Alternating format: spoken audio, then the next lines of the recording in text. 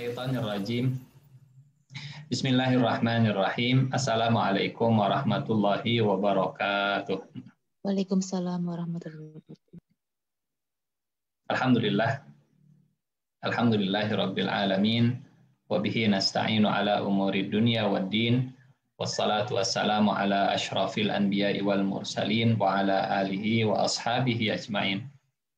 Rabbi syrah li sadri wa yassir li amri wahlul 'uqdatam min lisani yafqahu qawli. Allahumma la sahla illa ma ja'altahu sahla wa anta taj'alul hazna idza syi'ta sahla. Allahumma la ilma lana illa ma 'allamtana innaka antal alimul hakim. Allahumma 'allimna ma yanfa'una wanfa'na bima 'allamtana wa zidna ilman wa amalan ya rabbal alamin.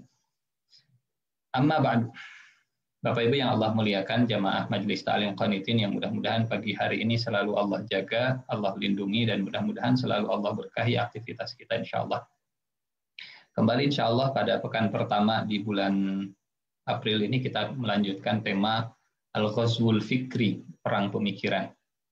Biasanya di pekan pertama, setiap bulan itu kajian kita tentang tadabbur Al-Quran, tapi ada request, ada permintaan untuk melanjutkan tema kemarin supaya selesai dan mudah-mudahan pekan ini bisa kita selesaikan ya insya Allah. Karena saya kira ini materi yang sangat penting, terlebih akhir-akhir ini memang sangat banyak hal-hal yang terkait dengan tema kita tentang perang pemikiran, ya, tentang Ghazwul Fikri. Namanya memang perang, tapi tidak terasa sebagai perang. Bahkan kadang yang jadi korban perangnya pun mendukung orang yang sedang memerangi, itu yang berbahaya. Tapi kalau perang fisik, perang bom, perang senjata, perang apapun, kadang membuat orang bangkit semangatnya. Ya, walaupun dia seorang ahli maksiat, tapi kalau perangnya itu sudah dengan senjata, semangat keislamannya bangkit, semangat perlawanannya bangkit. Tapi kalau perang pemikiran, jangankan orang yang bermaksiat, bahkan orang yang dianggap sebagai orang soleh sekalipun, orang yang taat sekalipun, mungkin bisa terdampak, bisa jadi korban, bahkan mendukung orang yang sedang memerangi kalau tidak diberikan pemahaman ada yang namanya Ghazwul Fikri. Ini yang lebih berbahaya daripada perang fisik. Bapak Ibu jamaah Majelis Ta'lim Qanitin yang Allah muliakan, di pekan kemarin beberapa hal sudah pernah kita sampaikan dan insya Allah kembali kita lanjutkan ya. Nanti tolong diingatkan oleh Teh Nurul atau Umi Tati atau Pak Rahmat kalau misalnya ada yang sudah pernah kita sampaikan atau slide yang sudah pernah kita bahas di pekan kemarin ya. Jadi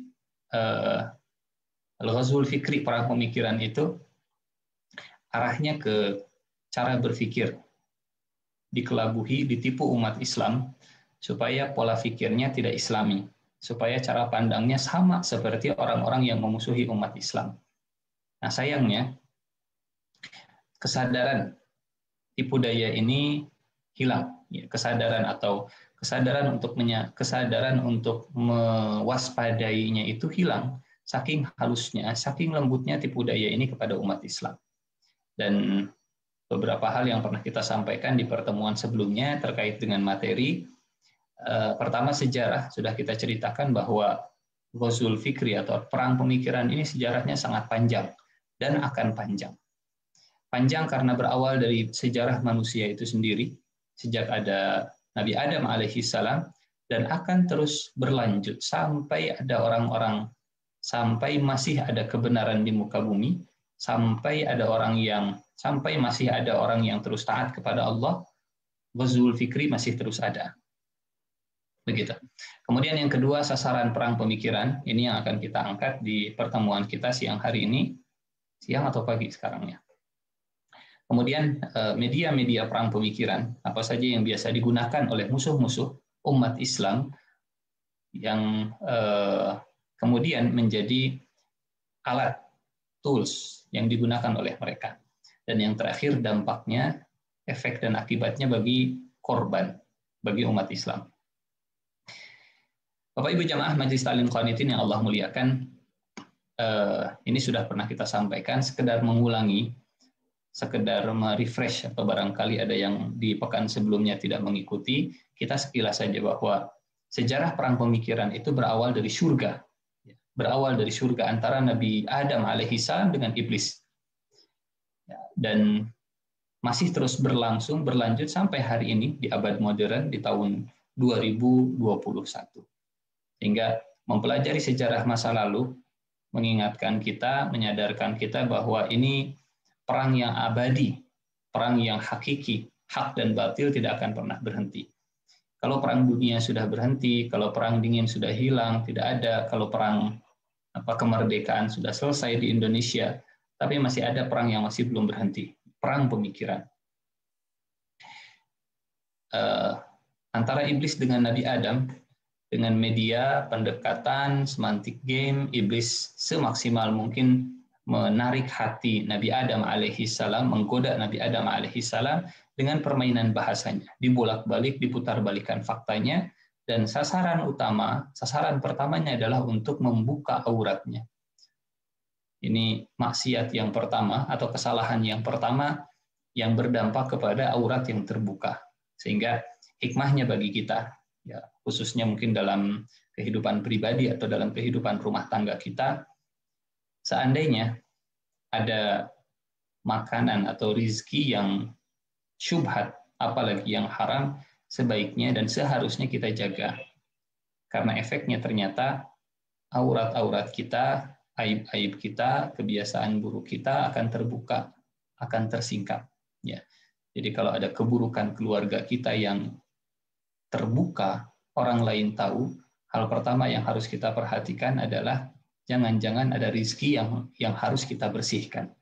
Jangan-jangan ada hak orang lain yang termakan oleh keluarga kita, oleh perut kita, sehingga terbuka aurat keluarga kita, terbuka kekurangan, terbuka cacat, ya, terbuka kekurangan kita semua, padahal Allah sudah menutupinya.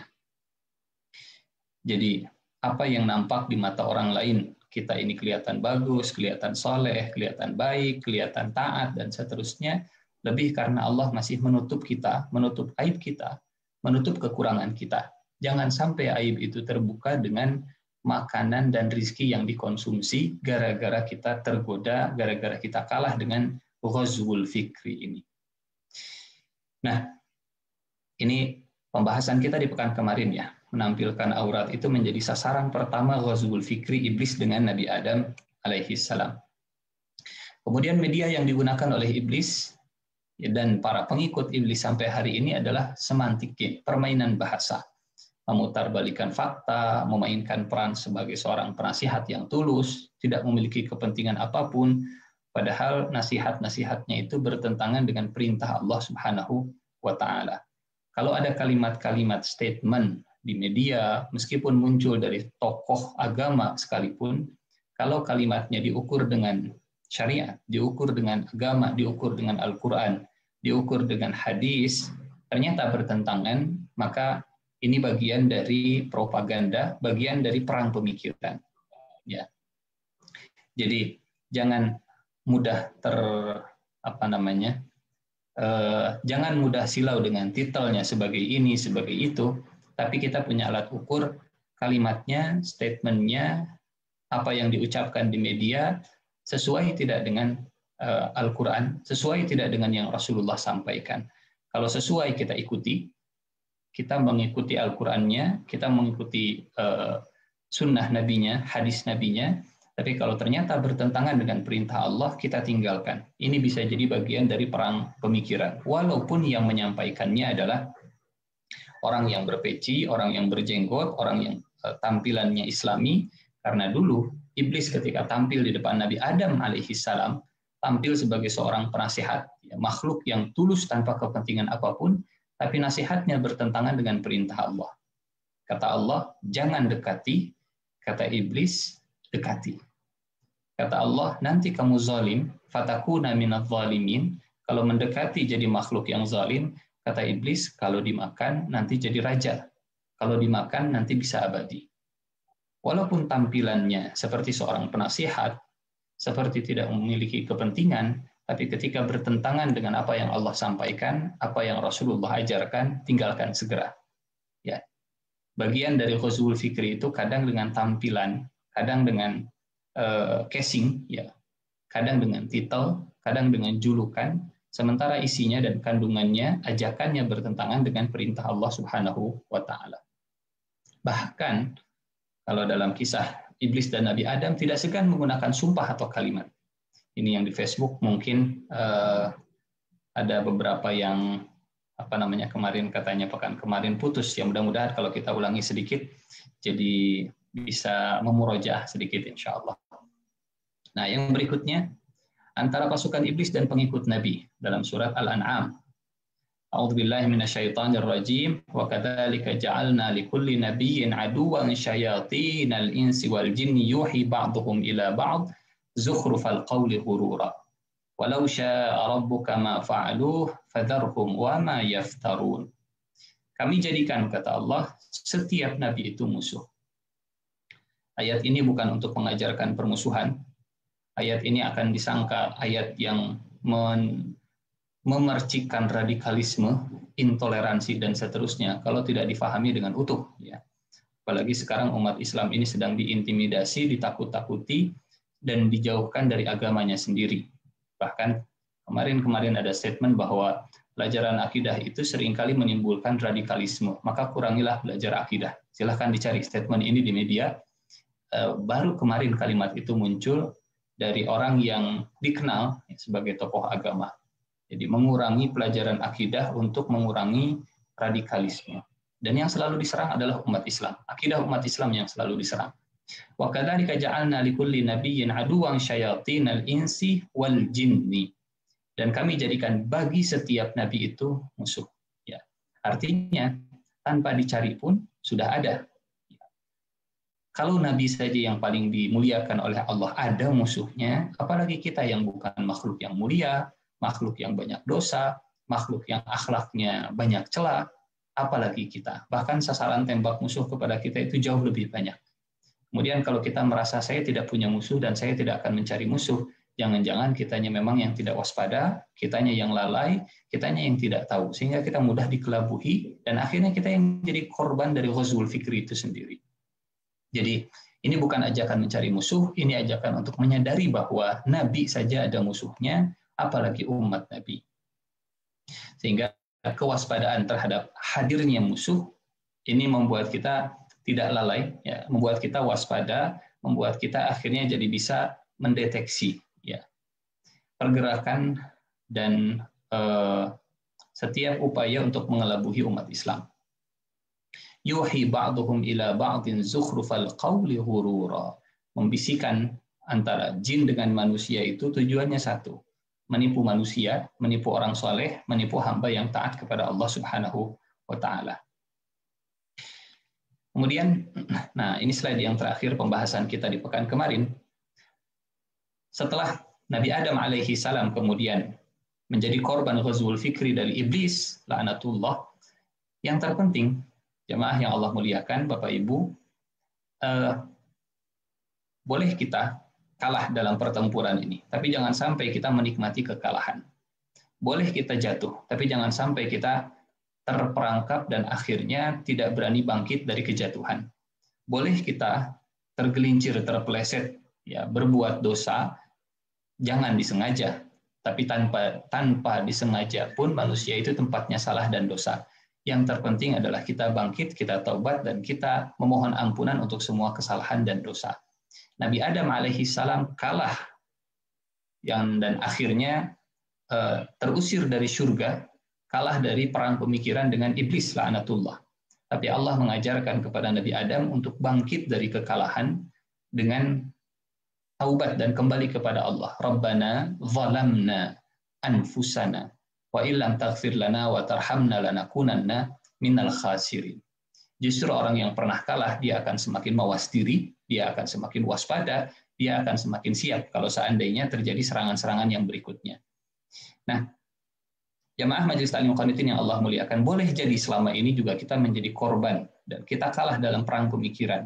Tapi mudah-mudahan materi ini menyadarkan kita sehingga berulang kali kalimat doa Nabi Adam itu terucap dari lisan kita. Rabbana zalamna anfusana wa illam taghfir lana wa tarhamna lanakunanna minal khasirin. Ya Allah, ternyata selama ini saya itu jadi korban ghazwul fikri. Tolong ampuni. Nggak sadar dan bahkan kita mungkin menjadi pengikutnya, mungkin kita menjadi pendukungnya. Padahal itu bagian dari propaganda untuk menyerang umat Islam. Ya. Nabi Nuh merendahkan derajat kenabian, musuh-musuhnya, orang-orang yang membenci Nabi Nuh melancarkan stigma atau bikin citra bahwa Nuh itu manusia biasa, mendesakralisasi, menghilangkan kesakralan seorang nabi. Kalau dulu Nabi Nuh diperlakukan demikian, kalau sekarang mungkin ya ulama itu manusia biasa, ulama dan seterusnya. Sehingga akhirnya hilang rasa hormat kepada orang-orang yang dimuliakan oleh Allah Subhanahu wa taala. Kalimatnya benar, tapi ada racun di sana. Manusia, ulama juga manusia. Tapi kalimat itu bisa bermaksud bahwa tidak perlu menghormati seorang ulama, tidak perlu menghormati orang yang dimuliakan oleh Allah Subhanahu wa taala. Innama yakhsyallaha min ibadihil ulama. Dan pengikut Nabi Nuh juga sama diserang dengan sebutan-sebutan yang negatif, direndahkan, aradhiluna, badiyar ra'i, wa ma nara lakum alaina min fadlin, bal nadhunnukum kadzibin. Ya, disebut tidak punya kelebihan, disebut tukang bohong, disebut bodoh dan gampang percayaan, dan seterusnya. Nah, jamaah yang Allah muliakan, begitu juga dengan Nabi Lut alaihi salam. Beliau dengan para pengikutnya menjaga kehormatan diri, tidak mau ikut-ikutan dengan perbuatan sodomi, kaum liwat, tapi ternyata malah dikriminalisasi, disebutnya sok suci. Akhrijuhum min qaryatikum innahum unasun yatatahharun. Ketika menjaga diri dikriminalisasi, ketika orang yang menutup auratnya kemudian jadi tersangka, ketika menjalankan perintah agama kemudian dianggap sebagai perbuatan yang melanggar norma, maka saat itu yang sedang terjadi adalah ghazwul fikri. Ghazwul fikri. Kalau membuka aurat ya, dengan paha yang terbuka, dengan dada yang terbuka, dengan fisik yang terlihat kemana-mana, dianggap sebagai sesuatu yang kebebasan berekspresi. Tapi ketika menutup wajah dengan cadar, ketika menutup badan dengan jilbab, dengan pakaian yang menjaga kehormatan, dianggap sebagai perbuatan yang melanggar kearifan lokal, maka yang sedang terjadi adalah ghazwul fikri. Innahum unasun yatatahharun. Cerita tentang umat Nabi Lut terulang lagi. Yang terakhir pembahasan kita di pertemuan kemarin, Nabi Musa alaihi salam. Ya. Ketika oposisi Firaun dan mengikuti Nabi Musa itu disebut makar. Inna hadza lamakrum makartumuh, kata Firaun. Semua yang mengikuti Musa alaihi salam semuanya adalah para pelaku makar. Ya. Semua yang beriman kepada Nabi Musa alaihi salam adalah orang-orang yang dianggap akan melakukan makar.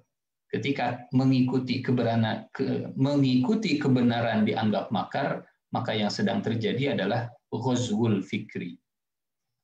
Dan ditakut-takuti, diintimidasi dengan rasa takut, kalau jadi orang yang beriman, itu sama dengan melakukan makar. Kalau tidak jadi pengikutnya Firaun, maka sama dengan melakukan kekacauan, kerusakan, mengganggu stabilitas nasional, dan seterusnya.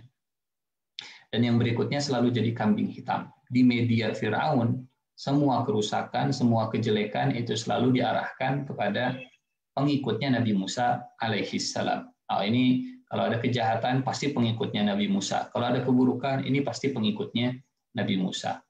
Wa in tusibhum sayyi'atu yattayyaru bi Musa wa man ma'ah. Kata Allah, kalau ada peristiwa yang buruk kepada orang-orang Mesir, maka mereka akan menganggap itu gara-gara Nabi Musa dengan para pengikutnya. Nah, jamaah Majelis Ta'lim Qanitin yang Allah muliakan, ini bahasan kita di pekan sebelumnya, barangkali yang di Facebook mungkin kemarin terputus, jadi kita coba rangkum sesingkat mungkin, dan kita akan lanjutkan ke pembahasan yang berikutnya. Pembahasan yang berikutnya adalah tentang sasaran. Sasaran dari perang pemikiran. Ya. Bapak Ibu yang Allah muliakan, kalau tadi kita cerita tentang sejarah bahwa awal dari ghazwul fikri ini adalah iblis, maka pola dari perang pemikiran itu sama seperti pola kerjanya iblis. Pola kerjanya syaitan, pola kerjanya pasukan iblis. Apa saja sasarannya? Berjenjang. Ya, kalau kita melihat surat Al-Baqarah ayat 217, ini pola kerjanya iblis, pola kerja Ghazwul Fikri. Tadi kita sampaikan bahwa setelah turunnya Nabi Adam dengan iblis ke dunia, ke bumi, maka iblis kemudian melakukan serangan-serangannya, dan pengikut Nabi Adam alaihi salam kemudian melakukan penyadaran. Ya, jangan sampai terulang lagi apa yang dilakukan oleh iblis. Kalaupun iblis melakukan serangannya, kita sudah sadar polanya. Kita lihat surat Al-Baqarah ayat 217. A'udzubillahi minasyaitonirrajim. Bismillahirrahmanirrahim. Yas'alunaka 'anil syahril harami qitalin fihi. Kita tampilkan ayat Al-Qur'annya. Yas'alunaka 'anil syahril harami qitalin fihi qul qitalun fihi kabir wa saddun 'an sabilillah wa kufrun bihi wal masjidil harami wa ikhraju ahlihi minhu akbaru indallah wal fitnatu akbaru minal qatl wa la yazaluna yuqatilunakum hatta yaruddukum 'an dinikum in istata'u. وَمَنْ يَرْتَدِدْ مِنْكُمْ عَنْ دِينِهِ فَيَمُتْ وَهُوَ كَافِرٌ فَأُولَئِكَ حَبِطَتْ أَعْمَالُهُمْ فِي الدُّنْيَا وَالْآخِرَةِ وَأُولَئِكَ أَصْحَابُ النَّارِ هُمْ فِيهَا خَالِدُونَ. Mereka bertanya kepada engkau, wahai Rasulullah, tentang berperang pada bulan haram. Ini perangnya perang fisik ya. Karena kalau perang Ghazwul Fikri tidak kenal waktu. Bahkan kalau perang zaman dulu dari terbitnya matahari sampai tenggelamnya matahari, kemudian selesai dan berhenti. Tapi kalau perang pemikiran itu nggak kenal waktu. Siang malam, siang malam, siang malam, makar siang malam itu selalu berlanjut. Bahkan boleh jadi lebih gencar di malam hari daripada di siang hari. Jawablah wahai Rasulullah, berperang dalam bulan haram itu dosa besar. Ya, berperang dalam bulan haram itu dosa besar. Tetapi menghalangi manusia dari jalan Allah, kufur kepada Allah, menghalangi untuk masuk ke Masjidil Haram dan mengusir penduduknya dari sekitar Masjidil Haram lebih besar dosanya di sisi Allah. Nah, apa latar belakang dari turunnya surat Al-Baqarah ayat 217 ini? Atau asbabun nuzulnya surat Al-Baqarah ayat 217. Jamaah yang Allah muliakan, dulu ya, sebelum perang Badar, di akhir bulan di akhir bulan Rajab, ya, di akhir bulan Rajab, tanggal 29 mendekati tanggal 30, Rasulullah Shallallahu Alaihi Wasallam mengirimkan beberapa sahabatnya untuk patroli di sekitar Mekah dengan Madinah, dan kata Rasulullah tegas ya, karena ini bulan haram, jangan melakukan tindakan peperangan apapun. Tiba-tiba pasukan Rasulullah ini kemudian mereka melihat ada kafilah dagang. Ya, kafilah dagang ini kemudian dicegat untuk ditanyai, diinterogasi. Singkat cerita kemudian terjadi pertikaian dan akhirnya ada yang terbunuh dari kedua belah pihak. Ya, ada yang terbunuh. Jadi sahabat Rasulullah Shallallahu Alaihi Wasallam kemudian gara-gara pertikaian tadi kemudian terjadi pembunuhan. Ada yang menjadi korban pembunuhan. Hebohlah akhirnya di kota Mekah itu karena terjadi pembunuhan. Ya, ada korban pembunuhan, peperangan di bulan Rajab, padahal itu bulan haram. Akhirnya orang-orang Mekah mereka membuat informasi, bikin berita di media bahwa Muhammad dan para pengikutnya itu orang-orang yang tidak menghormati bulan haram sama sekali. Mereka selalu mengangkat yang namanya akhlak, kebaikan, dan seterusnya. Tapi ketika bulan haram mereka tidak menghargai, bahkan mereka membunuh kafilah dagang. Sampailah berita itu kepada Rasulullah Shallallahu Alaihi Wasallam, di cross check, ditabayunkan, diperiksa benar apa yang terjadi. Kata para sahabat, benar wahai Rasulullah. Marahlah Rasulullah di sana. Ya. Jadi di Mekah Rasulullah Shallallahu Alaihi Wasallam dan para sahabatnya itu diberitakan dengan sejelek-jeleknya, tidak menghormati bulan haram, tidak menghormati bulan Rajab, ya, melakukan pelanggaran di bulan haram. Ini pasukannya Muhammad luar biasa, mereka tidak menghormati. Dan apa yang dilakukan oleh para sahabat memang tidak benar. Ya, apa yang dilakukan oleh para sahabat mereka tidak benar. Mereka melanggar perintah Rasulullah Shallallahu Alaihi Wasallam. Kata Nabi, jangan melakukan apapun, hanya untuk mensurvei, hanya untuk melihat kondisi, hanya untuk membaca situasi yang sedang terjadi. Tapi ternyata terjadi pembunuhan. Ya, gara-gara pertikaian, hanya sekedar bertanya, ribut, kemudian akhirnya terjadi pembunuhan. Ramailah di Mekah, oh Muhammad ini begini, dan seterusnya. Turunlah surat Al-Baqarah ayat 217. Mereka bertanya kepada engkau, wahai Rasulullah, tentang berperang pada bulan haram. Katakanlah, jawab wahai Rasulullah, berperang dalam bulan haram itu dosa besar. Artinya, Allah tidak membela apa yang terjadi. Ya, Allah tidak membela umat Islam. Apa yang dilakukan oleh sahabat saat itu, di bulan Rajab, ya, yang membunuh sebagian orang, itu dosa besar, itu salah. Itu salah. Ya, yang dilakukan oleh sahabat itu salah. Allah tidak menyebutkan, oh enggak, ini enggak salah. Ini salah, ini dosa besar. Tapi kata Allah, menghalangi manusia dari jalan Allah. Kalau tadi Allah mengomentari apa yang dilakukan para sahabat.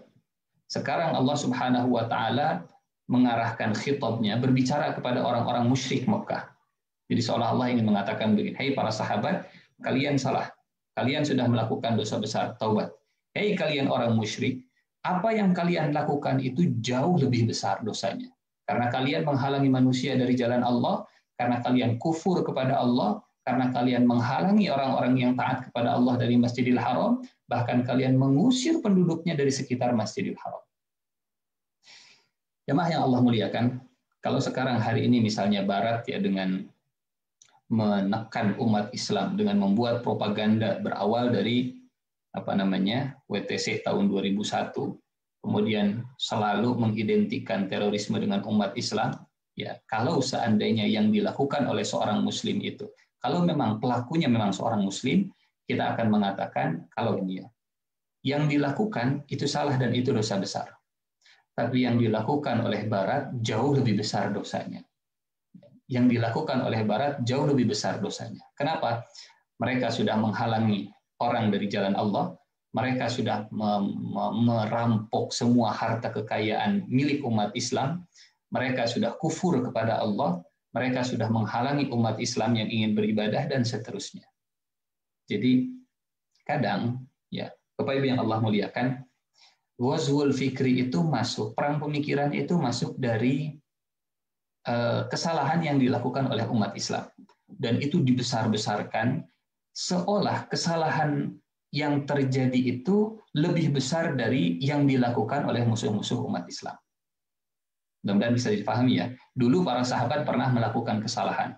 Kesalahan itu digunakan jadi pintu masuk oleh orang-orang musyrik Mekah untuk memerangi umat Islam di media, dijelek-jelekan. Oh, umat Islam, para sahabat orang Madinah, mereka tidak menghargai, mereka tidak menghormati bulan haram.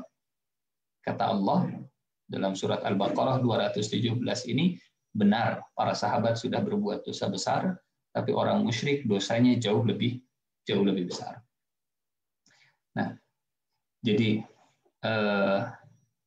dalam ghazwul fikri ini kadang ya ketika kita melakukan kesalahan, ketika ada umat Islam yang melakukan kesalahan, mengakui kesalahan itu juga diperlukan. Ya, tapi jangan sampai kesalahan umat Islam itu kemudian membuat kita menjadi minder, menjadi lemah, menjadi hina, sementara kita menutup mata dengan yang dilakukan oleh orang-orang tersebut. Sekalinya ada seorang muslim misalnya melakukan korupsi, misal itu dibesar-besarkan di media, kemudian seolah itu lebih parah daripada korupsi yang dilakukan oleh yang bukan muslim misalnya. Yang muslim misalnya melakukan kesalahan dan itu dosa besar korupsi, ya, mencuri hak rakyat itu dosa besar. Berapa hak rakyatnya yang diambil misalnya 2 miliar, 3 miliar, itu dosa besar. Tapi lihat yang triliun-triliunan, apakah sama dihebohkan seperti itu? Ini juga bagian dari ghazwul fikri zaman now. Dulu seperti ini di surat Al-Baqarah 217, hari ini juga seperti itu. Ya. Kalau misalnya seorang muslim melakukan kesalahan karena keteledoran ketika melakukan nahi mungkar.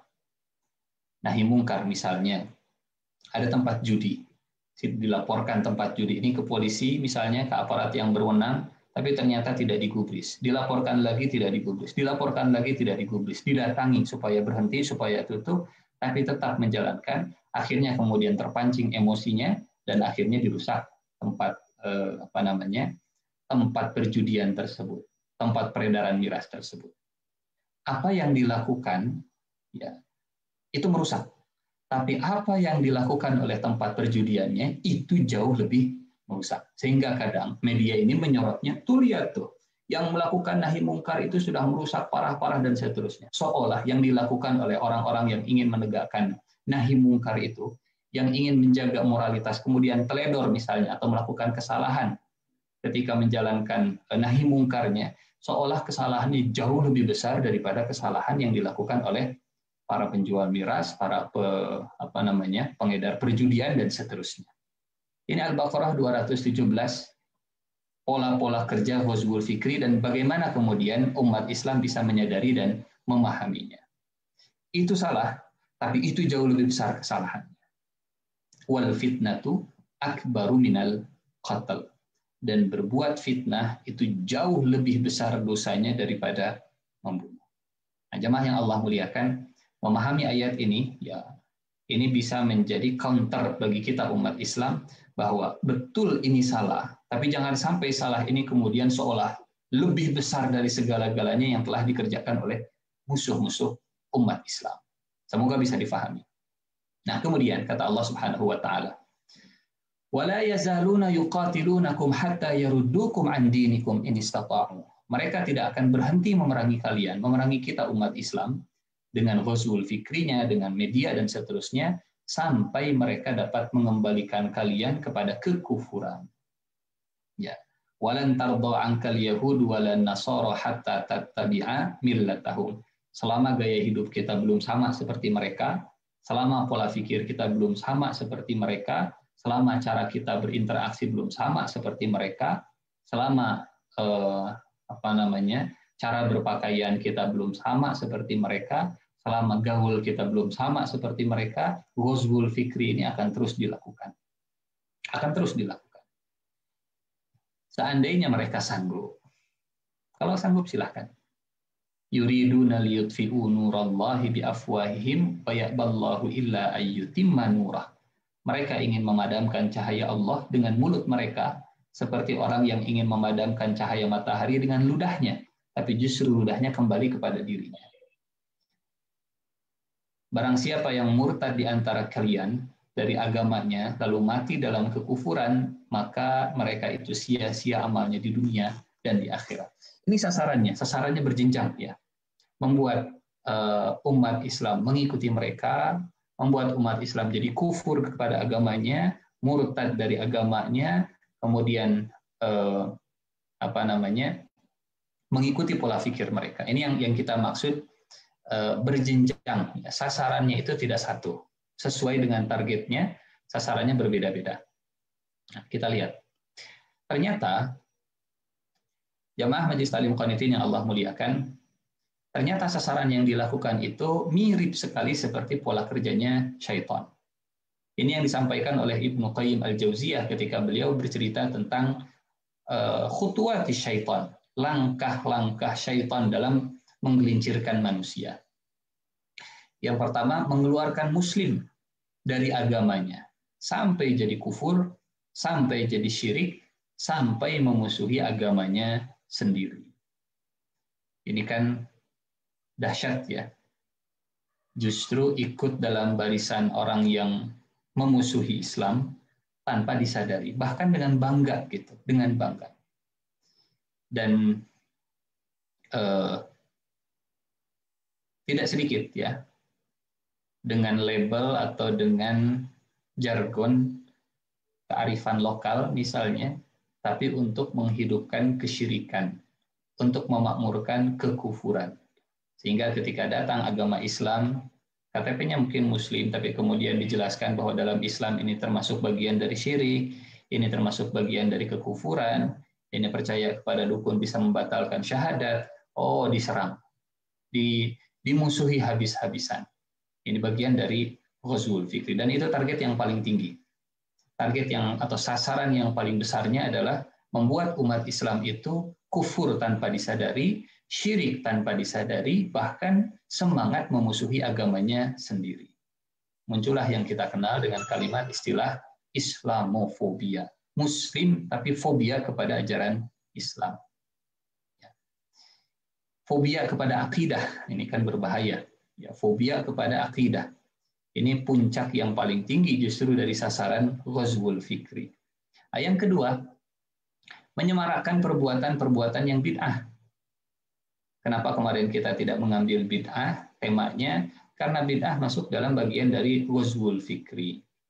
Jadi kalau ada yang tidak diajarkan oleh Rasulullah Shallallahu Alaihi Wasallam, tidak ada dalilnya sama sekali, tidak di Al-Quran, tidak di hadis, tidak di kebiasaan para sahabat, tidak di kebiasaan para tabi'in dan seterusnya, justru disemarakan.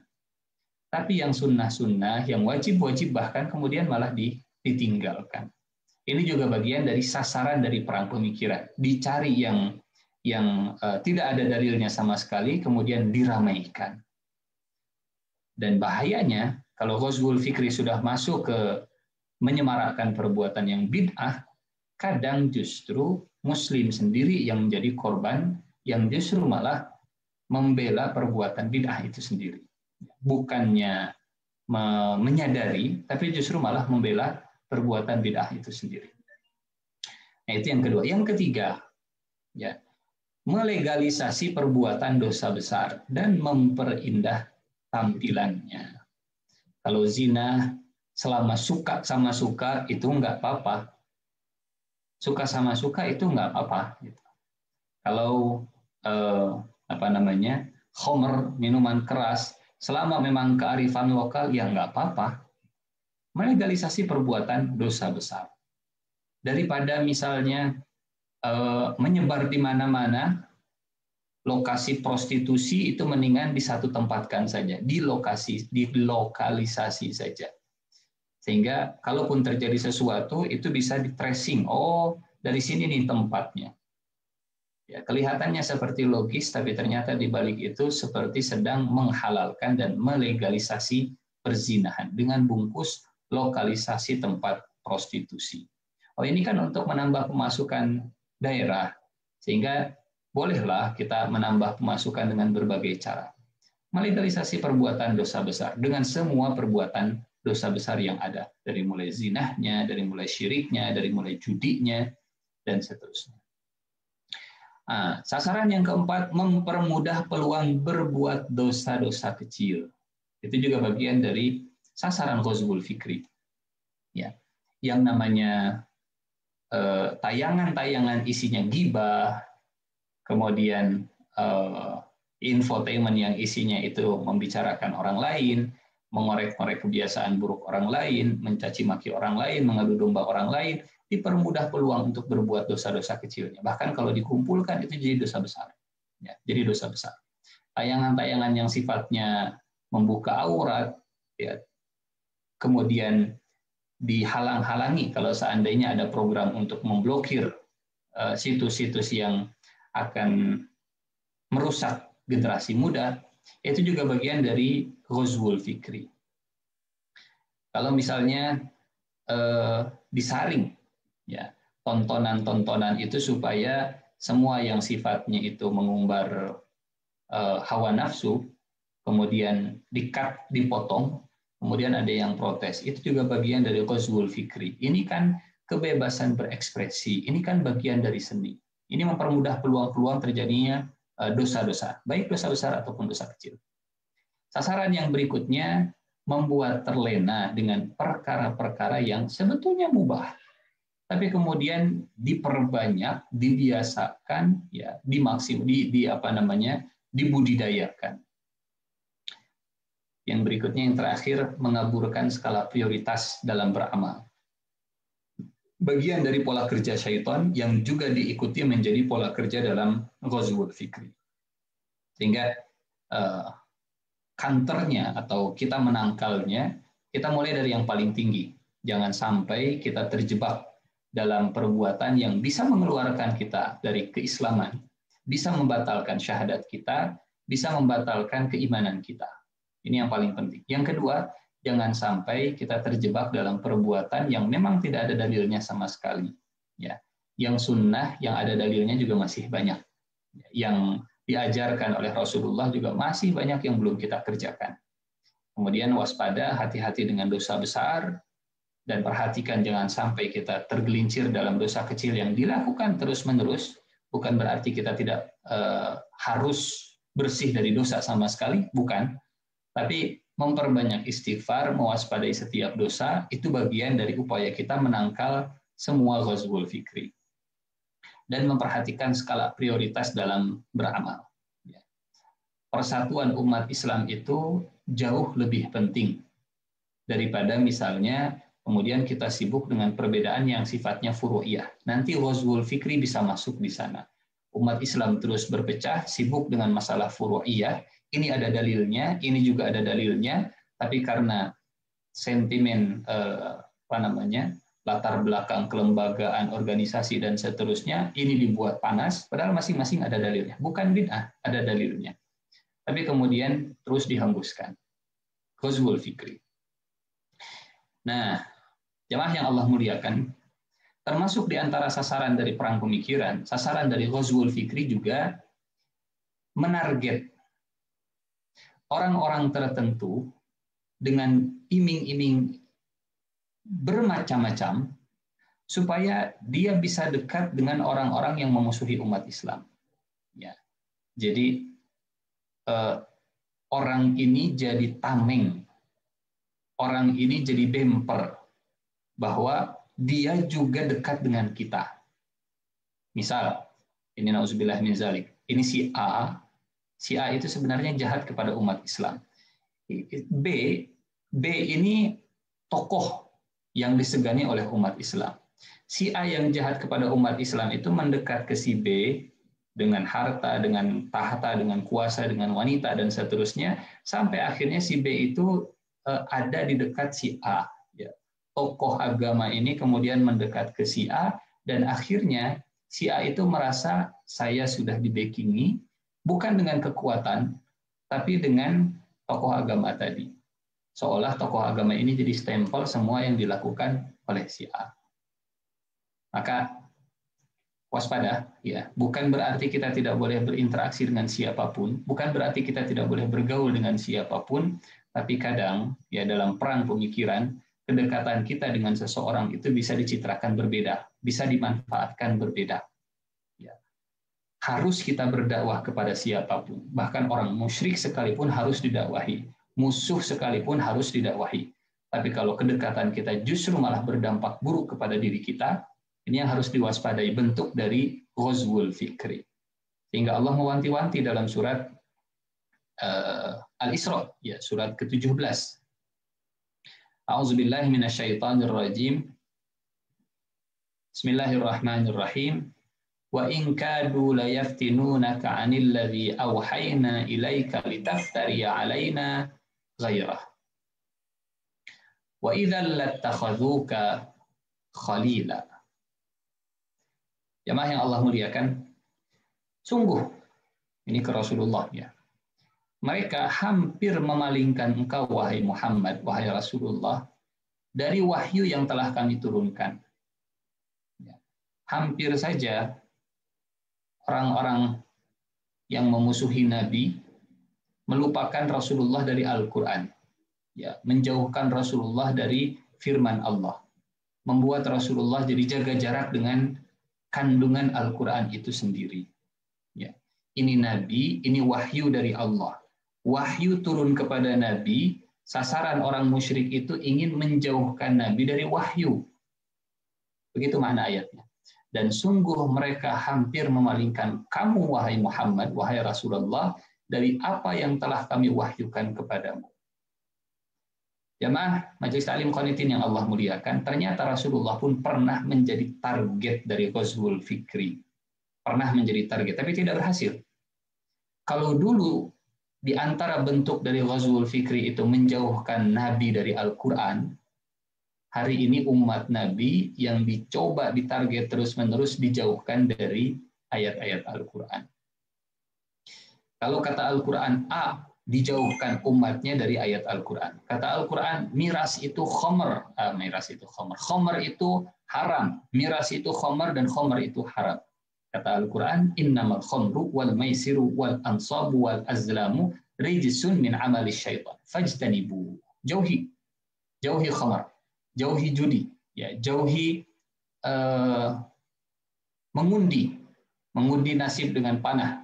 Kemudian wal azlamu rijsun min amali syaitan, memberikan sesuku untuk sesajen, untuk patung-patung berhala dan seterusnya, jauhi, karena itu termasuk perbuatan syaitan. Ini Al-Qur'an. Ada orang-orang yang ingin menjauhkan umat Al-Qur'an dari Al-Qur'an. Dan itu dulu pernah dilakukan kepada Nabi, tapi tidak berhasil. Entah kalau hari ini berhasil atau tidak, silahkan Bapak dan Ibu yang menilai, ya. Apakah umat Al-Quran mereka terjauhkan dari Al-Quran? Apakah umat Rasulullah SAW sudah terjaga jarak dari Al-Quran? Kalau iya, berarti kita menjadi umat Islam sudah menjadi korban dari Ghazwul Fikri. Dengan berbagai macam metode, dengan berbagai macam sarana, dengan berbagai macam cara. Dan sungguh mereka hampir memalingkan kamu dari apa yang telah kami wahyukan kepadamu. Jadi tidak membunuh umat Islam, tidak mencabut, tidak menghabisi nyawa umat Islam, tapi cukup menjauhkan umat Islam dari Al-Quran. Itu bagian dari Ghazwul Fikri. Wa in kadu la yaftinunaka 'anil ladzi auhayna ilaika litaftari 'alaina ghairah wa idzal lattakhadhuka khalila.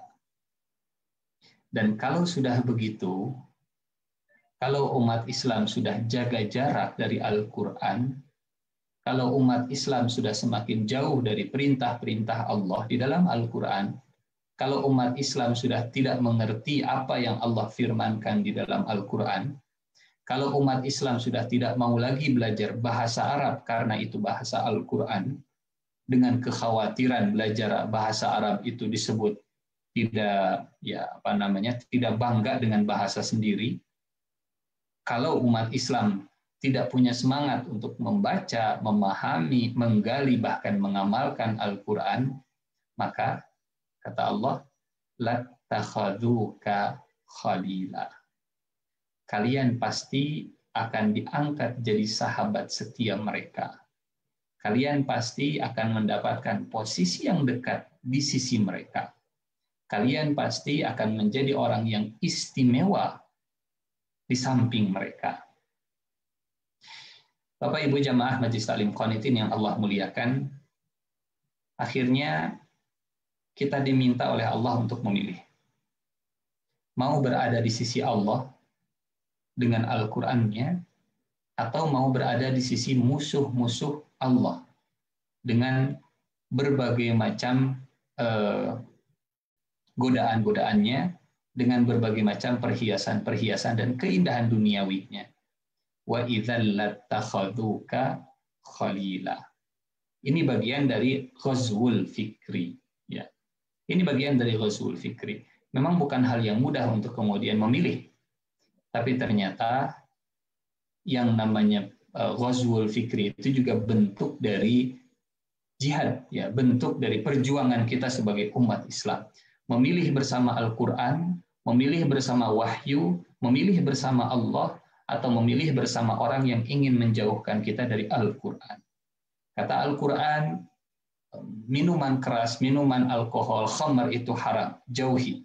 Kemudian kita berjuang supaya khamar ini dibatasi, diatur, dan seterusnya. Tapi tidak sedikit yang sama-sama KTP-nya Muslim, mereka justru memperjuangkan untuk legalisasi miras, misalnya. Kata Al-Quran yang namanya perzinahan itu haram, Ya, perzinahan itu luar biasa dahsyatnya, dosanya, maka harus dijauhi. Umat Islam berusaha untuk mengamalkan Al-Quran, tapi tidak sedikit yang KTP-nya Muslim, justru mereka mendukung lokalisasi prostitusi, mendukung tempat-tempat untuk berzina. Bahkan ya, justru memerangi umat Islam yang ingin mengatur, ya, yang ingin supaya Al-Quran ini, wahyu Allah ini dipraktekkan di lingkungan sekitar kita. Muslim yang sudah jadi korban ghazwul fikri. Nah, jamaah yang Allah muliakan, begitu dahsyat gambaran ghazwul fikri di dalam Al-Quran. Ya. Ingin dekat dengan kita, kata orang-orang yang memusuhi umat Islam, kalian akan dapat kuasa, kalian akan punya tahta, kalian akan berlimpah harta, tapi Al-Qur'annya dijauhi, wahyu-wahyu Al-Qur'annya disingkirkan, perintah-perintah Allahnya dijauhi, jangan dilaksanakan. Kita pakai apa yang biasa dilakukan oleh manusia saja, karena Al-Qur'an macam-macam nanti alasannya. Al-Qur'an itu kan sudah tidak sejalan dengan zaman, Al-Qur'an itu kan butuh penafsiran ulang untuk kekinian. Intinya, la yaftinunaka 'anil ladzi auhayna ilaik. Mereka ingin menjauhkan kita dari Al-Qur'an. Pelajari bahasa Arab, dalami kajian Al-Qur'an, amalkan semampu kita, semaksimal kita semua kandungan Al-Qur'an, semampu kita. Jamaah yang Allah muliakan, memberi posisi yang tertinggi dan teman akrab itu yang menjadi sasaran dari ghazwul fikri. Ya. Sekali lagi, bukan berarti kita tidak boleh berinteraksi, bergaul, tapi waspada, jangan sampai dalam ghazwul fikri ini justru orang yang menginginkan kita menjadi teman dekat sebenarnya adalah orang yang benar-benar memusuhi kita. Jangan sampai peristiwa Nabi Adam alaihissalam terulang kepada kita. Tampil dengan sosok yang sangat dekat, tanpa kepentingan, tulus ingin memberi nasihat, ternyata ingin menjerumuskan kita. Al-Ghazwul Fikri. Yang berikutnya, jamaah yang Allah muliakan, waspadai 4 tak. Tak, bukan tahta, harta dan wanita, dota dan seterusnya. Ini 4 tak tentang cara orang-orang musyrik, ya. Sebentar. Ya, cara orang musyrik mereka melakukan ghazwul fikri. Seperti apa metodenya? Kalau tadi sasarannya, ini metodenya. Waspadai 4 tak. Yang pertama, tashwih. Yang kedua, tashkik. Yang ketiga, tadlil. Yang keempat, takhwif. Tashwih itu dikaburkan. Dikaburkan. Apa yang dikaburkan? Contoh misalnya. Nanti kita akan bahas medianya. Ini kan kita sedikit-sedikit dari mulai sejarahnya, kemudian sasarannya, sekarang metodenya, nanti medianya. Yang terakhir dampaknya. Tashwih dikaburkan. Apa yang dikaburkan? Halal dengan haram dikaburkan. Ya, nggak jelas. Ini hukumnya halal atau ini hukumnya haram. Bahkan kadang yang berbicaranya adalah orang yang dianggap sebagai tokoh agama. Tapi kabur akhirnya. Mana halal, mana haram. Mana boleh, mana tidak. Ya, dikaburkan. Misalnya apa sih hukumnya menutup aurat bagi seorang perempuan pakai jilbab itu? Oh, dikaburkan. Nah, itu kan kebiasaan orang Arab menutup aurat dan seterusnya. Akhirnya jadi kabur. Hukum pakai jilbab itu jadi tidak jelas. Mengaburkan. Tashwih. Yang kedua, tashkik. Membuat ragu, ya, membuat ragu dengan kebenaran agama, menyebut bahwa semua agama itu sama,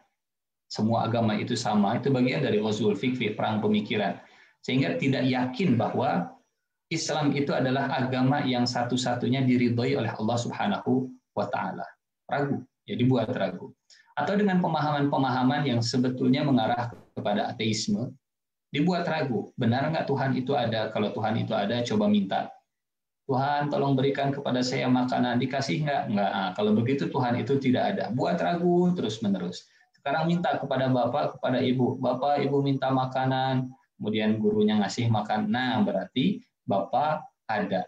Kalau Tuhan tidak ada. Buktinya kalau kita minta, Tuhan nggak ngasih. Membuat ragu. Tadlil, menyesatkan. Menyesatkan. Yang boleh jadi tidak boleh, ya dibolak-balikan, disesatkan, sehingga umat jadi bingung. Umat jadi bingung. Yang terakhir, takhwif, menebar ketakutan. Membuat citra orang yang taat kepada Allah itu sebagai orang yang ingin berbuat kerusakan. Seperti dalam cerita Nabi Musa, semua yang bertentangan dengan Fir'aun, dia disebut makar. Semua yang mengikuti Nabi Nuh disebutnya orang yang hina, orang yang rendah. Orang jadi takut. Takutnya dengan apa? Takutnya dengan image, takutnya dengan citra, takutnya dengan sebutan, takutnya dengan julukan yang ada di media. Akhirnya mereka nggak mau taat.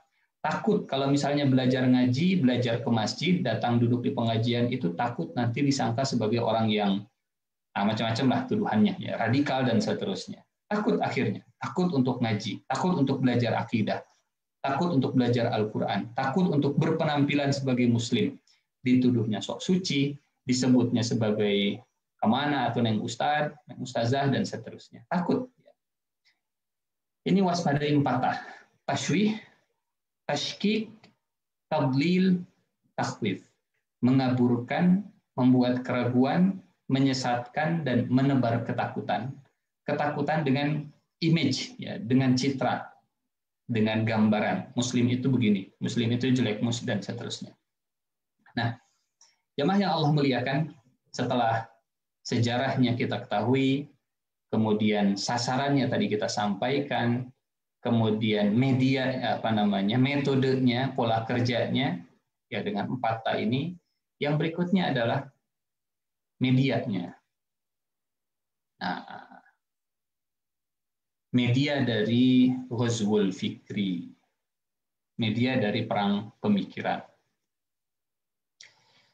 7F ya, yang saya kira ini juga kalau melihat diskusi di grup WhatsApp-nya sudah pernah disampaikan. Jadi ini hanya sekedar mengingatkan saja. Yang pertama, finance. Ini juga jadi media Ghazwul Fikri, keuangan, harta. Baik dengan mengiming-imingi harta atau menghalalkan riba, mengaburkan antara halal haram. Masalah riba itu begini dan begitu, riba haram.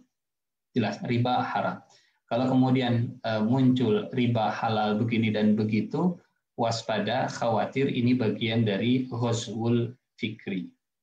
Di satu sisi yang haram dipermudah, di sisi yang lain yang halal dipersulit. Ya. Mempersulit ekonomi syariah. Ya. Yang ingin menggunakan sistem ekonomi yang islami, justru malah ditangkap, justru malah dibully, justru malah dijelek-jelekan. Yang menghalalkan riba justru malah disupport, didukung, dan seterusnya. Diangkat menjadi orang terbaik sedunia, dan seterusnya.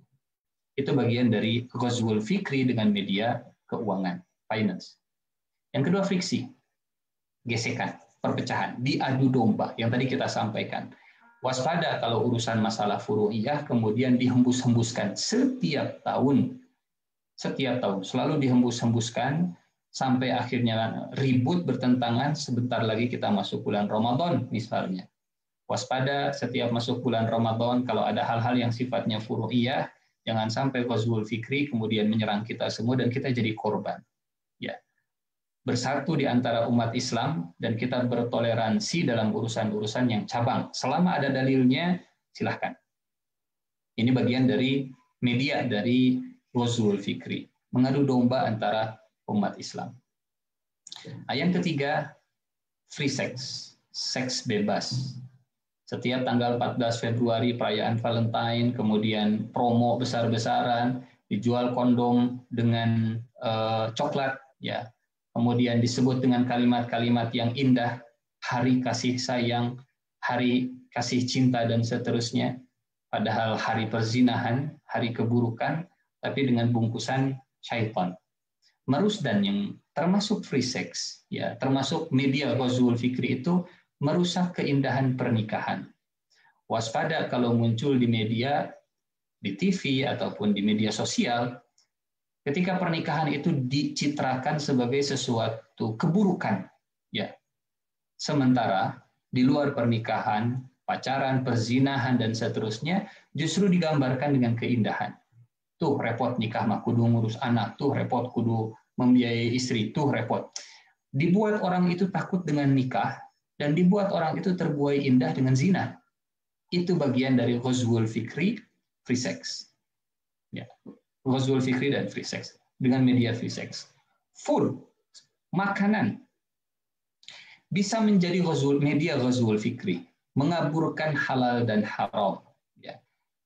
Yang diserang kemudian MUI, yang ingin memberikan label, yang ingin menjaga supaya makanan yang dikonsumsi umat Islam, misalnya halal semua. Diseranglah, MUI cari duit saja dengan halal, stempel halal itu cari duit dan seterusnya. Waspada, di balik itu jangan-jangan ada halal haram yang ingin dikaburkan. Ada halal haram yang ingin dikaburkan. Kemudian menjauhkan makanan sehat. Ya. Jadi semua makanan yang dikonsumsi itu mayoritas lebih banyak makanan-makanan olahan yang kadang jauh tidak sehat dibandingkan dengan makanan alami. Bahkan makanan alami pun tidak sedikit yang kemudian diotak-atik, diolah dengan berbagai macam cara. Ini bagian dari ghazwul fikri, seolah yang olahan manusia itu jauh lebih baik daripada yang natural ciptaan Allah Subhanahu wa taala. Halal haram yang paling penting. Yang satu halal, yang satu thayyib. Yang halalnya dibuat jadi haram, yang thayyibnya kemudian dirusak jadi penyakit semuanya. Fashion juga jadi media ghazwul fikri. Apa fashion yang jadi media ghazwul fikri? Rasa malu dihilangkan, ya. Aurat yang terbuka itu dibudayakan, ya. Sehingga orang yang menutup aurat bahkan ingin bercadar diserang habis-habisan, orang yang berbupati ria, ya, yang bersekda ria, justru malah diapresiasi sebagai sebuah kebebasan. Ini bagian dari ghazwul fikri.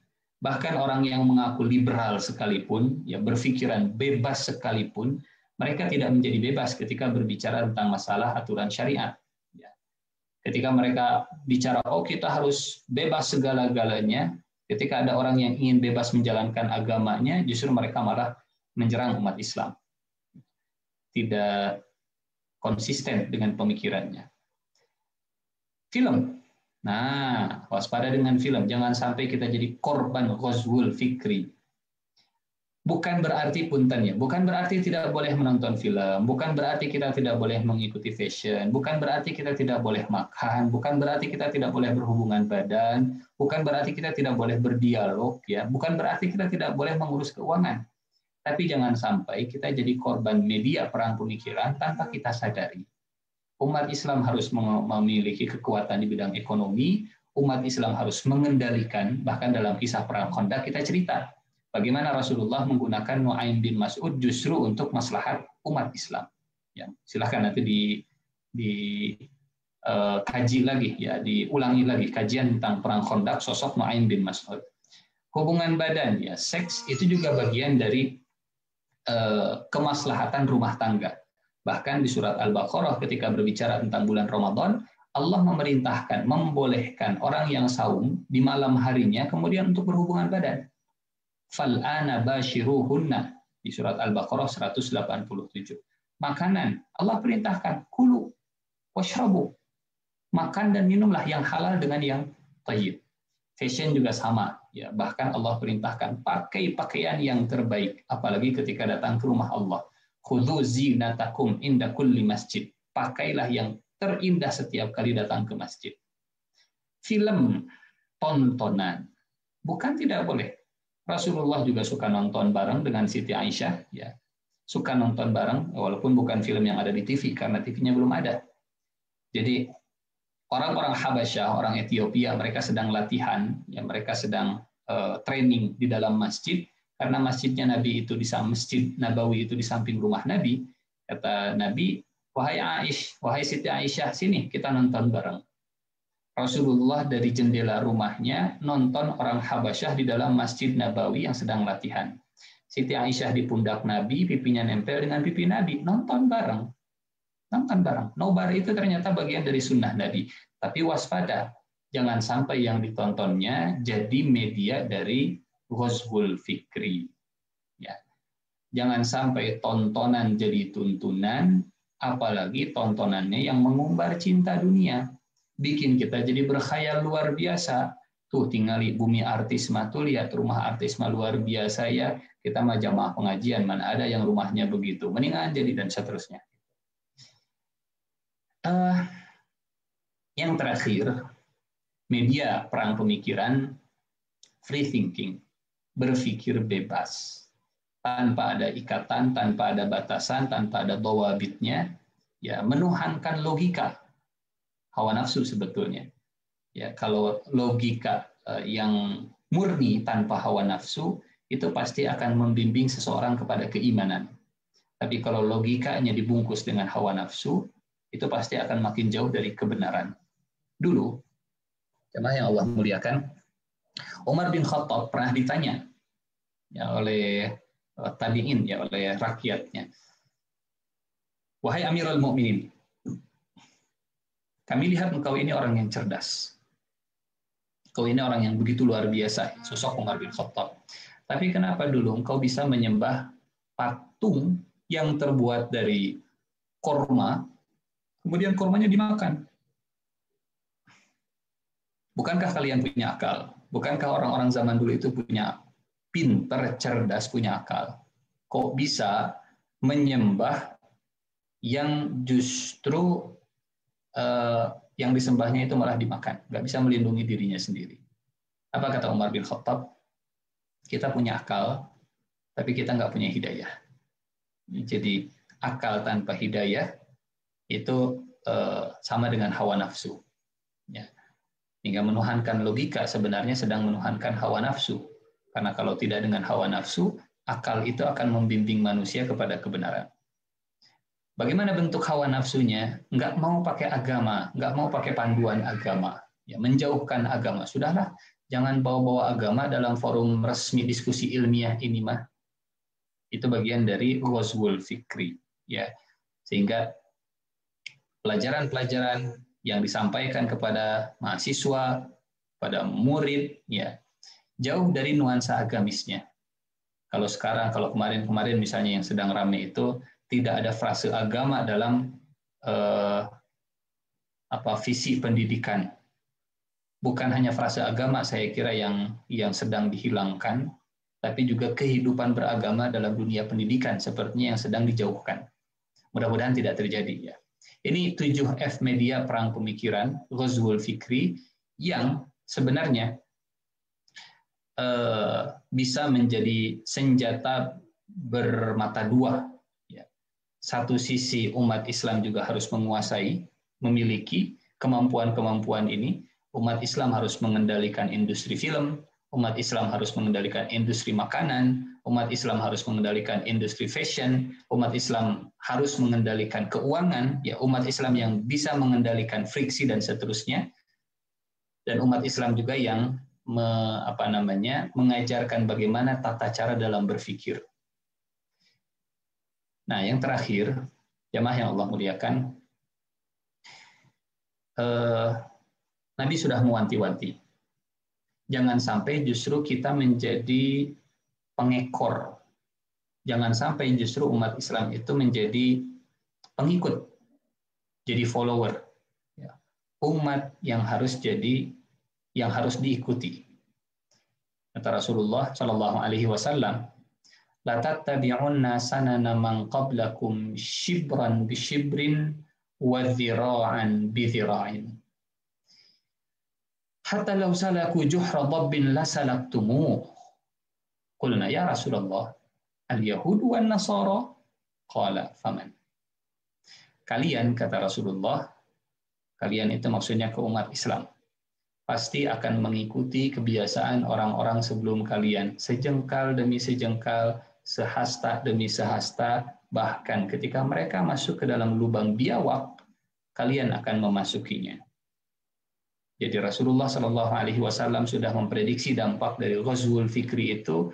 Salah satunya adalah umat Islam akan menjadi pengekor, umat Islam akan menjadi pengikut, bahkan ketika yang diikutinya itu terperosok dalam lubang keburukan, ya, membusuk dalam lubang biawak, maka umat akan mengimpor apa yang keburukan-keburukan tadi. Free sex diimpor, dampaknya juga terasa. Kemudian riba diimpor, dampaknya juga akhirnya terasa, dan seterusnya. Siapa itu ya Rasulullah? Al-Yahud wan Nasara qala aman. Siapa lagi kalau bukan mereka? Ini salah satu dampak dari Ghazwul Fikri yang sudah disampaikan, diprediksi oleh Rasulullah Shallallahu Alaihi Wasallam. Sehingga jamaah yang Allah muliakan, ya, efek Ghazwul Fikri itu jauh lebih dahsyat dibandingkan efek dari Ghazwu jasadi, ya, perang fisik. Kalau orang kalah dalam perang fisik kemudian meninggal dunia, gelarnya syahid. Kalau orang kalah dalam Ghazwul Fikri, gelarnya bisa terhina, dikendalikan, dilaknat Allah, larut dalam identitasnya, mungkin dia jatuh dalam perbuatan syirik, lepas dari Allah, bara'ah minallah, Allah nggak mau lagi merahmatinya, ya, melindunginya, menaungi, memberkahinya, bisa jadi murtad, bahkan bisa berbalik menjadi azab di dunia dan di akhirat.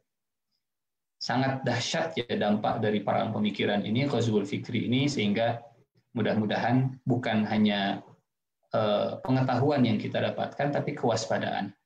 Sikap hati-hati itu jauh lebih baik daripada teledor kita menerima segala-galanya, tapi ternyata kita sedang menjadi korban dan targetnya.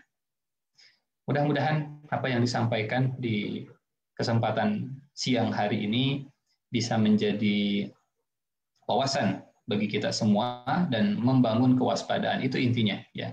Waspada, jangan sampai jadi korban. Bukan mati syahid yang kita dapatkan kalau jadi korban, tapi justru terhina, dikendalikan, terlaknat, hilang identitas Islamnya, dan seterusnya. Dampak dari Ghazwul Fikri.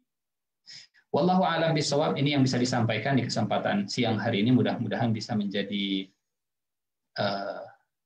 keberkahan bagi kita semua. Ya, mudah-mudahan jadi amal jariah, kebaikan bagi kita semua. Mangga Teh Nurul, barangkali ada diskusi, tanya jawab. Silakan. Assalamualaikum warahmatullahi wabarakatuh. Waalaikumsalam warahmatullahi wabarakatuh. Aduh, Ustadz, saya jadi speechless ya ini. Ghazwul Fikri ini terjadi banget gitu, maksudnya kerasa banget gitu sekarang itu. Dan semuanya itu tampak nyata gitu yang tadi dijelaskan itu. Insya Allah. Nah Ustadz, ini ada beberapa pertanyaan yang udah masuk. Yang pertama, Ustadz, bagaimana jika umat Islam tidak bisa mengamalkan Al-Quran, jauh dari Al-Quran? Misalnya, Al-Quran hanya disimpan di lemari aja sampai berdebu, hanya dibaca pada bulan Ramadan. Bagaimana Ustadz? Ya, itu salah satu sasaran dari Ghazwul Fikri, ya.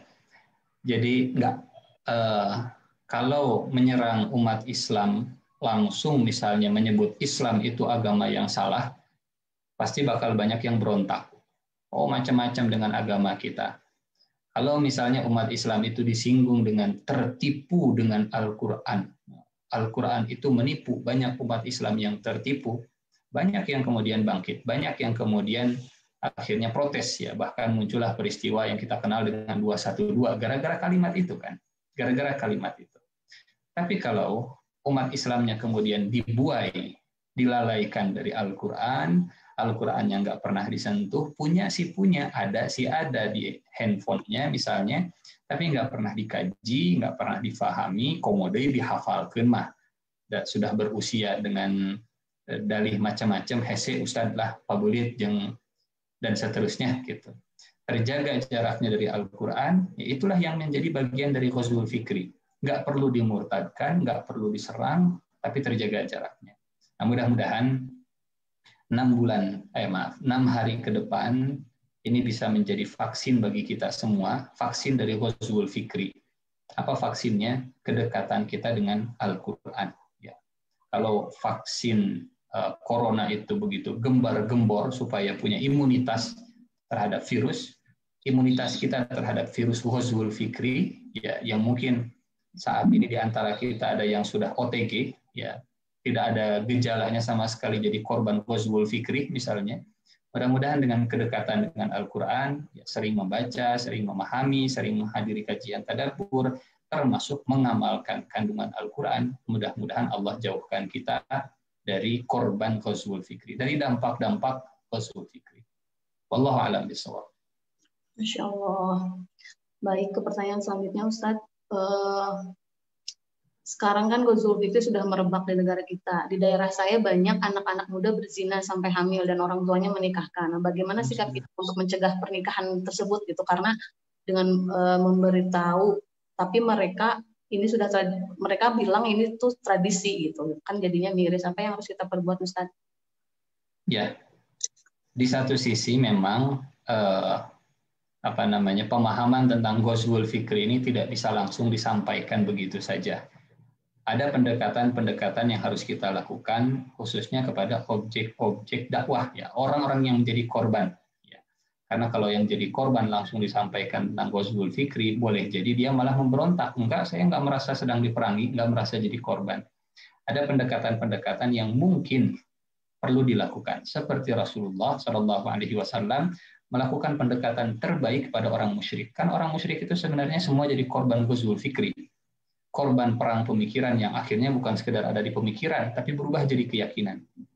Keyakinan itu awalnya dari pemikiran, turun ke dalam hati, mengendap lama, akhirnya yakin. Orang syirik itu korban ghazwul fikri. Dan Rasulullah Shallallahu Alaihi Wasallam ketika mengubah korban ghazwul fikri ini, nggak langsung masuk gitunya, langsung begini enggak. Nah, kita bicara tentang ghazwul fikri karena ya kalau jamaah Majelis Taklim Qanitin mas sudah bertahun-tahun ngajinya, sudah pernah disampaikan juga tema ini, ya, sehingga insya Allah lah mudah-mudahan tidak salah ketika kita menyampaikan tema ini insya Allah. Jadi pendekatan dari hati ke hati kepada anak muda tadi itu juga penting, ya, bukan pendekatan dia musuh saya kemudian kita memerangi mereka. Dia juga muslim, dia yang jadi korban. Nah, ada satu yang pernah dilakukan oleh Rasulullah Shallallahu Alaihi Wasallam saat anak muda ini, kita cerita dulu, ya, mudah-mudahan bisa jadi inspirasi. Anak muda datang ke Nabi, wahai Rasulullah, izinkanlah saya berbuat zina. Kata para sahabat, hayang nakol, hayang nyabok, ya, minta izin berbuat zina ke Rasulullah. Sama seperti seorang rampok datang ke kantor polsek minta izin untuk merampok, itu mah minta dicambok gitu. Datang ke Rasulullah minta izin berbuat zina. Bagaimana pendekatan Nabi?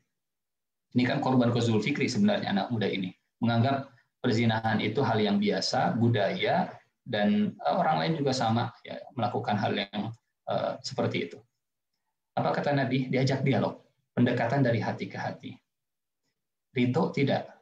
Kata Nabi, kalau ibumu jadi korban perzinahan. Enggak ya Rasulullah. Ridho tidak kalau istrimu yang dizinahi orang. Enggak ya Rasulullah. Ridho tidak kalau anak perempuanmu yang jadi korban zina. Enggak ya Rasulullah. Ridho tidak kalau bibimu. Enggak ya Rasulullah. Kalau begitu orang lain juga tidak ridho. Artinya, seolah Nabi ingin mengatakan begini, kalau ini disebut budaya, sebenarnya orang enggak ridho dengan budaya itu. Orang tuh nggak ridho sebenarnya kalau yang jadi korban orang terdekatnya sendiri, keluarga terdekatnya sendiri. Kalau anaknya dizinahi sebenarnya dia nggak ridho. Tapi dengan alasan ini budaya dan seterusnya, alasan budaya mah untuk membenarkan perbuatan diri sendiri. Tapi kalau dia yang jadi korban, dia nggak akan mengatakan itu sebagai budaya. Ya, karena orang nggak mau disebut budaya, jadi korban itu budaya. Nggak. Orang menyebut budaya itu kalau dia yang jadi pelakunya. Ini mah sudah biasa. Misal begini, ini contoh ilustrasinya saja. Kalau mencuri itu dianggap budaya, kalau korban pencurian akan menganggap itu sebagai budaya. Ya. Nggak akan beralasan, sudah budaya ini mah. Nggak. Dia pasti akan berontak. Kemudian kata Rasulullah, nah ini bisa diaplikasikan, bisa coba diamalkan. Dakwah dari hati ke hati dengan dialog. Kemudian Nabi memegang dadanya, Nabi mendoakan anak muda tadi. Allahumma gfir dzambah wa tahhir qalbah wahfadz farjah. Allahumma fir dzanbahu wa tahhir qalbahu wahfadz farjahu. Ya Allah, ampunilah dosanya, bersihkanlah hatinya, jagalah kemaluannya. Ampunilah dosanya, bersihkanlah hatinya, jagalah kemaluannya. Karena ya terjaga kemaluan itu kalau hatinya bersih.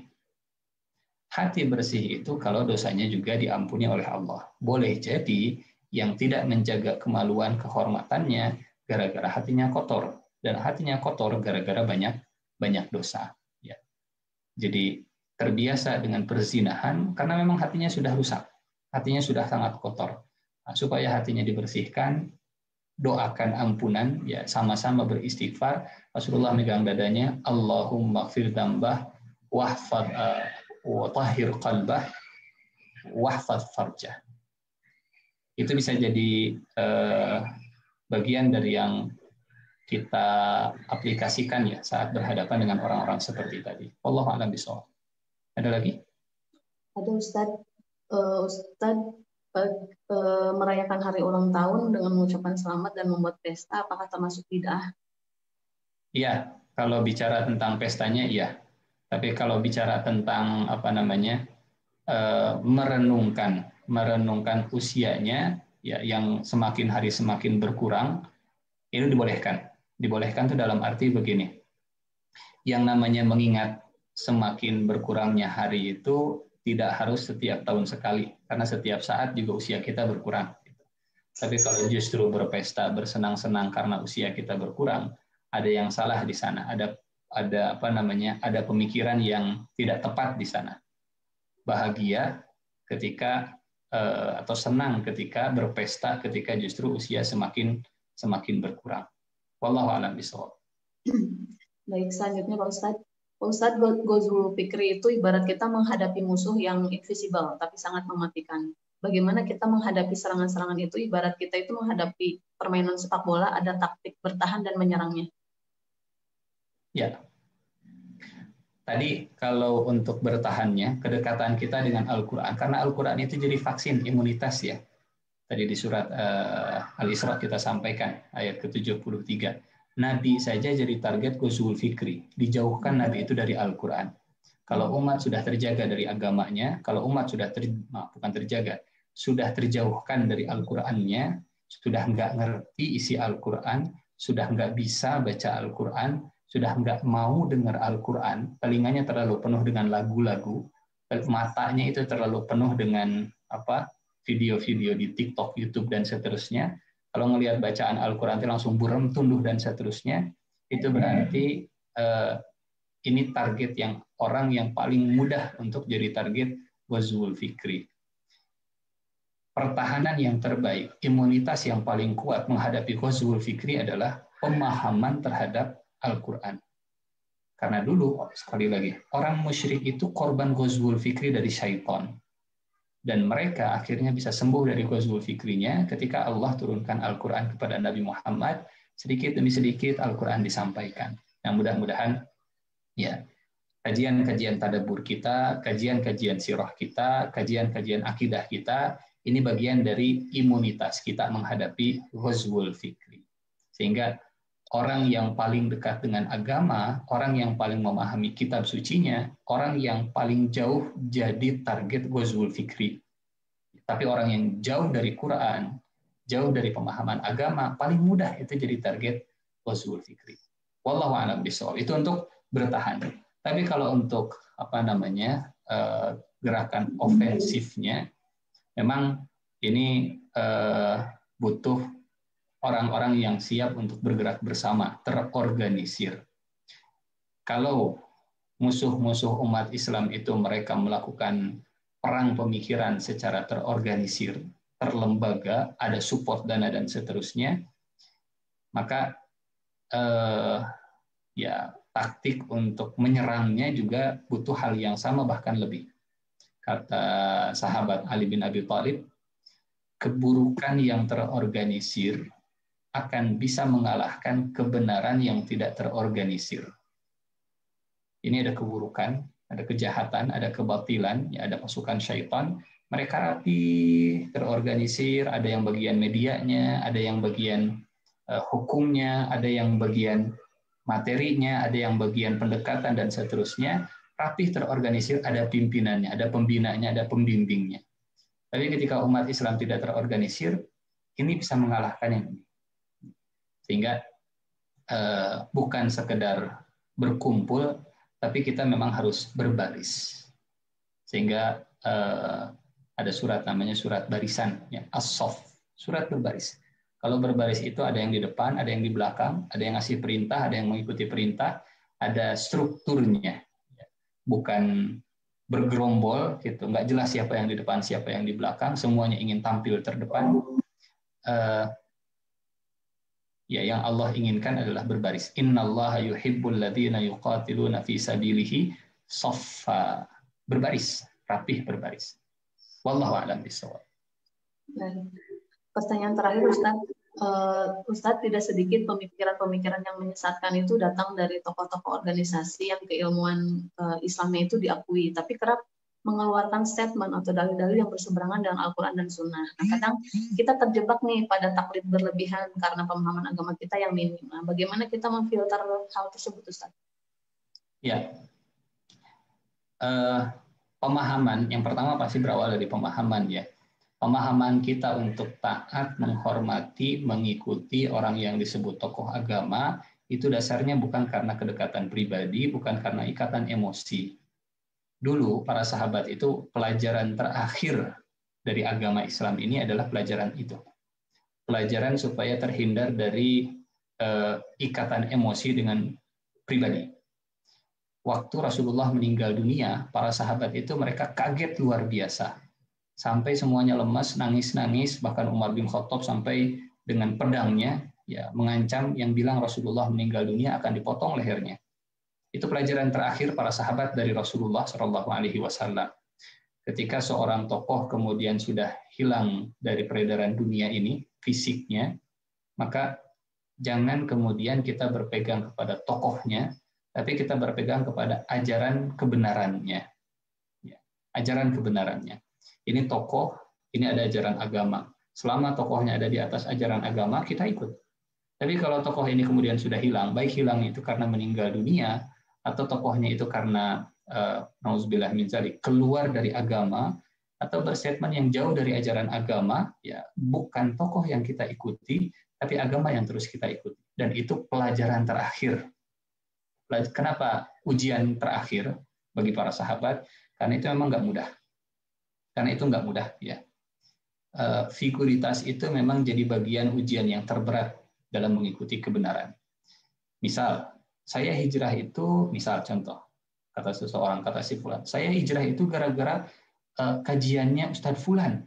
Misal, saya akhirnya deket dengan Ustadz Fulan. Tiba-tiba Ustadz Fulannya malah, kok nggak begitu ya, padahal saya itu senang ketika mendengarkan kajian Ustadz Fulan. Kalimatnya begitu lembut, tapi makin lama kok kayaknya apa yang diucapkan oleh Ustadz Fulan nggak sama dengan yang dia kerjakan. Ada kekecewaan pasti. Nah, itu ujian terakhir para sahabat. Ujian terakhir para sahabat. Ya, ketika ditinggalkan oleh Rasulullah Shallallahu Alaihi Wasallam, para sahabat goyang, goncang. Sehingga kata Abu Bakar As-Siddiq, kalau kalian menyembah Allah, Allah tetap ada. Kalau kalian menyembah Nabi Muhammad sudah tiada. Sehingga memfilter hal-hal seperti ini adalah kembali menguatkan tauhid kita, akidah kita, yang kita sembah adalah Allah, yang kita ikuti adalah ajaran agama Allah, bukan ajaran si fulan, bukan ajaran si fulan. Balik lagi, ultimate solution-nya, ya, solusi segala permasalahan itu ternyata tauhid, keikhlasan, keyakinan, akidah. Sehingga kalau akidahnya itu dilunturkan dengan dalih ini menimbulkan radikalisme, justru itulah yang akan menimbulkan umat Islam itu gampang jadi korban ghazwul fikri. Wallahu a'lam bishawab. Ya, alhamdulillah Ustaz, pertanyaannya udah selesai. Mungkin cukup ya untuk hari ini. Umi ada tambahan nggak, Umi? Udah cukup, bagus, sangat. Alhamdulillah. Ya, apa sih yang sekarang memang terjadi ya Ustaz ya gitu. Insya Allah. Ya. Monggo Ustaz, ditutup aja Pak dulu ya. Baik. Ya. Kalau untuk bulan Ramadan nanti seperti apa, kita ngobrol di grup aja mungkin ya. Atau ya. Ya Ustaz. Siap, baik.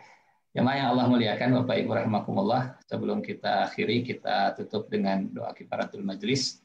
Subhanakallahumma wa bihamdika, asyhadu an la ilaha illa anta astaghfiruka wa atubu ilaik. Aqulu qawli hadza wa astaghfirullah li wa lakum. Wassalamualaikum warahmatullahi wabarakatuh. Waalaikumsalam. warahmatullahi wabarakatuh. Jazakallahu khairan, Ustaz. Assalamualaikum, sami-sami. Mangga saya izin pamit. Mangga atur nuhun, Ustaz, sehat Ustaz. Ustaz. Alhamdulillahirrahmanirrahim. Masya Allah ya, materi hari ini luar biasa sekali. Mudah-mudahan kita bisa memerangi yang namanya ghazwul fikr itu. Mulai dari hal-hal yang kecil. Tadi kita harus banyak istighfar, memperkuat ukhuwah, sebisa mungkin menghindari perbuatan dosa kecil, dan jangan sampai melakukan dosa besar, dan memahami kandungan Al-Quran sebisa mungkin. Salah satunya juga dengan mempelajari bahasa Arab ya, insya Allah. Jazakumullah khairan untuk jamaah yang sudah bergabung hari ini ya di Zoom dan Facebook. Mudah-mudahan ilmu dari Ustaz bermanfaat dan dapat kita aplikasikan. Insya Allah bertemu lagi pekan depan, insya Allah bulan Ramadan nanti namanya ya kita infokan lagi melalui flyer. Mohon maaf jika ada kekurangan. Wabillahi taufiq wal hidayah. Wassalamualaikum warahmatullahi wabarakatuh.